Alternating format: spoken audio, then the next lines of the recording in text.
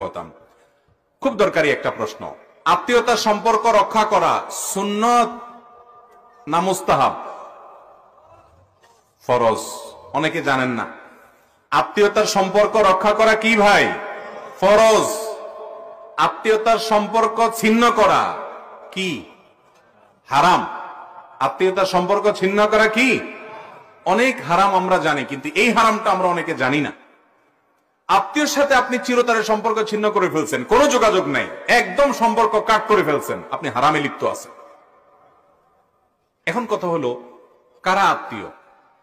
এর উত্তর হলো, যে আত্মীয়ের সাথে সম্পর্ক রক্ষা করা ফরজ, সম্পর্ক ছিন্ন করা হারাম, তারা হলো রক্ত সম্পর্কীয় আত্মীয়। যাদের সাথে আপনার ব্লাডের সম্পর্ক আছে, রক্ত সম্পর্ক আছে, এই আত্মীয়ের মধ্যে এক নম্বরে চলে আসে বাপ এবং সন্তান, মা, বাপ মা এবং সন্তান। কারণ বাপ মার সাথে সন্তানের সম্পর্ক একেবারে সরাসরি রক্তের।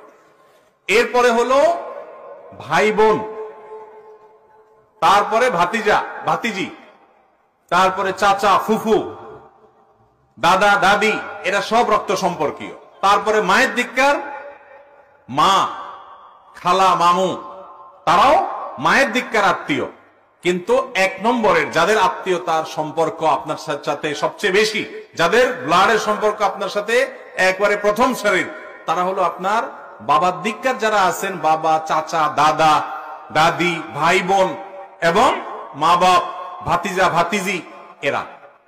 আমাদের দেশে এই সমস্ত আত্মীয়দের সাথে বরং আরো লাগালাগি বেশি থাকে, ঠিক না বেঠিক?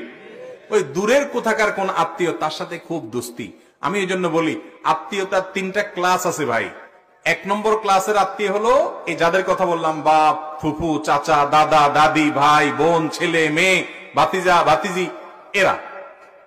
আর দুই নম্বর বা দ্বিতীয় শ্রেণীর আত্মীয় হলো মায়ের দিককার যারা আছেন, মামু, খালু, আরে মামু, আপনার খালা, তারপরে আপনার নানা নানি, এরা। আর তিন নম্বর আত্মীয়, অর্থাৎ থার্ড ক্লাস আর কি, থার্ড ক্লাসটা বললাম না, তিন নম্বর হলো শ্বশুর বাড়ি। থার্ড ক্লাস বললে আরেক মুসিবত, মহিলারা রাগ হয়ে যাবে। থার্ড ক্লাস না, তৃতীয় প্রকারে যায় পড়ে কোনটা? আর আমাদের দেশে ওইটা এখন কয় নম্বরের? এক নম্বরে।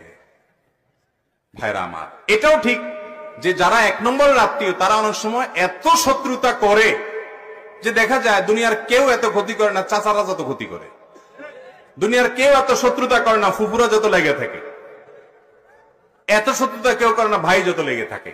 যদি কোনো আত্মীয় আপনার সাথে এরকম আচরণ করে, ও তো কপাল পোড়া।